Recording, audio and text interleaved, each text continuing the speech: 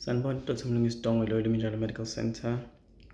Today ngithanda ukukhuluma ngale stage ese-6 se-COVID-19. Kuthiwa stage 4 in terms of you look at a pandemic. La usune widespread infection of a disease noma i-virus as we have with COVID-19. Njengamanje sekunesikhathi sekunezinto ey'ningi othola ukuthi zima-emergencies esizodinga as a matter of as in yesterday, very urgent. It is very important to uhulumeni for us provide with the following things ukuze sikwazi sibhekane in the next few weeks of the disease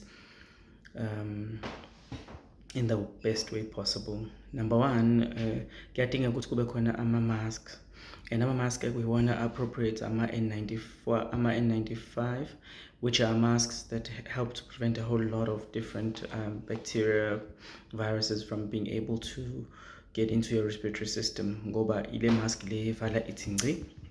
For some people they find it very uncomfortable, kodwa iyona mask ebukeka ingcono kakhulu.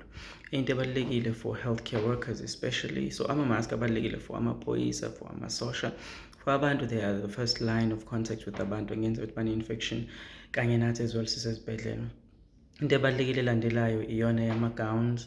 Kunama-gowns a-special asebenzisa esibhedlela, umsho siwabonile ka-TV, kanye ney'cathulo ezi-specialized, nama-goggles kwesinye isikhathi as well, to be able to prevent ama-fluids sometimes which can be spat during umuntu uma bekhwehlela noma bekhuluma, awazi angene ngisho nasemehlweni akho akubangela ukuthi ungenwe lelo gciwane. So that protective equipment is very important to protect the first line, because uthola abantu abaningi abasebenzayo bezama ukuvika ukuthi singangenwe lesi sifo, bangagcina sebekhungathekile kwasabona. Into ebalulekile njengoba sesine-widespread infection yegciwane, meaning sesinegciwane eliningi phakathi kwethu emphakathini yethu, ngenza ngamalokishini esihlala kuwona nakhona selikhona igciwane. Sekubalulekile kakhulu kube khona much more vigorous testing. Ugovernment kufanele enze more availability of ama-testing kits to izibhedlela nema-clinics, zonke iy'ndawo zikahulumeni ney'ndawo zika-private, ukuze sikwazi abantu ba-testwe readily. Kufanele ugovernment aprovide ama-testing kits azokwazi ukuthi akhiphe ama-results within at least 24 hours. Njengamanje ama-test kits esinawo athatha at least 48 hours, which is 4 days. Okusho ukuthi isikhathi eside leso esingabanga ukuthi abantu bagcine betheleleka ungakawazi ama-results akho. Kubalulekile futhi nokuthi ugovernment asethe up ama-booth noma ama-kiosk, ama-mobile testing centers, especially emalokishini ney'ndawo heavily densely populated. Siyazazi indawo emalokishini ezinabantu abaningi kakhulu, okuzogcina kuxhela ama-CHC noma ama-clinics umuntu bezoya bethi bayotesta khona. Kubalulekile ukuthi uhulumeni aprovide ama-testing centers ey'ndaweni labantu behlala khona. Into ebalulekile ezoye ngokubaluleka even more, siyazi indaba ama-sanitizers kubalulekile, lokho ngiyasi-emphasize enough. Sihlale sizwa ngakuthi alcohol-based sanitizers ayasiza for abantu abasebenza in public facilities. Nawe ekhaya ungabe ukwazi uthola i-access kubalulekile as well, kodwa more so for amaphoyisa nabanye abantu abasebenza emphakathini kanye nonesi nodokotela. Kubalulekile as well ukuthi uhulumeni uqala abe nama-more ventilators. Ama-ventilators le mishini esetshenziswayo esibhedlela ukuthi umuntu aphefumule ngayo uma ngabe segula kakhulu. Njengamanje sobona ama-numbers amaningi kakhulu abantu abagcina badinga ukuthi baye ku-ICU ngenxa yokukhungathwa yile sifo. So kudinga ukuthi kube khona ama-ventilators ne-equipment yokuphefumula ibalulekile. Siyazi le mishini iyabiza kakhulu, kodwa we've known for a long time ukuthi bekunesidingo sokuthi kube khona ama-ventilators, even ama-ICU amanye akhiwayo ezweni lakithi, kodwa uhulumeni ezinye indawo bedembesela kuzona. Ingakho sithola sesikhungathwe isifo esinjengalesi, sithola si-ill prepared ngenxa yokuthi uhulumeni for the longest time ubengazinaki ezinye izinto kade fanele ngabe uyadila nazo as isikhathi sihamba, kodwa manje sezithola under pressure. We need more ventilators. I estimate ukuthi mhlambe sidinga mhlambe 5,000 ventilators.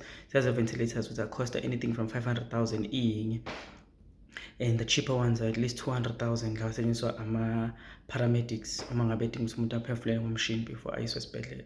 Kodwa kudingeka ama-ventilators lawa ICU qobo for abantu abazobe be-under ventilation for long periods of time.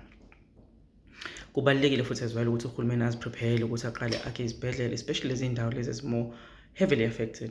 We're looking at Western Cape, we're looking at Gauteng, we're looking at KwaZulu-Natal. Kubalulekile kube khona izibhedlela ezokwakhiwa ezintsha to be able to deal with the influx of abantu abazobegula bekhungathwe lesi sifo lesi. Into esingayibalula futhi ebaluleke kakhulu ukuthi running water, kuney'ndawo eziningi ezisemalokishini nasey'ndaweni ezisemjondolo abangenawo abantu amanzi. So kubukhuni ukuthi labantu ukuthi abawashe izandla, bagcine izimo zenhlanzeko kube bengenawo ngisho amanzi okuphuza. Kubalulekile ukuthi ugovernment aprovide labantu with amanzi, even insipho as well, ukuze abantu bakwazi ukuthi ba-protect. Ngeke sisabalula-ke into ey'ndaweni njengakoThekwini la kade khona i-corruption mayelana nokucoshwa noma ukuqoqwa kwadoti, okubangela ukuthi kugcina amazinga okungcola emalokishini amaningi aseThekwini kuqhubeke. Kuzoba khona ezinye izifo ezizoba khona futhi ezizobangelwa nayilokho.